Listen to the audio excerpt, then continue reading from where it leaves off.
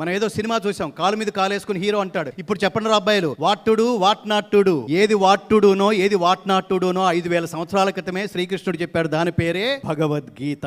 నీ curly hair చూసి నిన్ను ప్రేమించాను. కొంతకాలం తర్వాత మగాళ్ళకైతే 6 ఎకరాలు వెనక్కి లాగుతాడు దేవుడు, ఆడవాళ్ళకైతే ఉన్న చోటనే ఉంచి వైట్ పెయింట్ వేస్తాడు. నీ అందమైన వాకింగ్ స్టైల్, కాళ్ళు భూమికి అందకుండా వాకింగ్ స్టిక్ ఒకటి వేస్తాడు. ఫ్యూచర్ దగ్గరగా ఉంది. నీ అందమైన స్కిన్ టోన్ చూసి నిన్ను ప్రేమించాను అంటే ఒళ్ళంతా ముడతలేస్తాడు.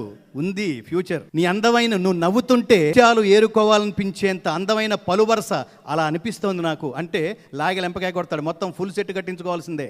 దేవుడు ఏవైతే ఈ అందాలన్నీ, మనం అహంకరించే ఈ అందాలన్నీ ఎలా ఇచ్చాడో అలాగే తీసుకు వెళ్ళిపోతాట. కానీ మన నుంచి వేరు చేయలేని భూషణం అంటే అలంకారం ఏమిటంటే వాక్భూషణం. భూషణం ఎలా మాట్లాడాలో, ఎవడు మాట్లాడితే వెనకాల కొన్ని లక్షల మంది అలా వింటూ ఉంటారో అలా మాట్లాడినా, అలా మాట్లాడాలని చెప్తుంది భగవద్గీత.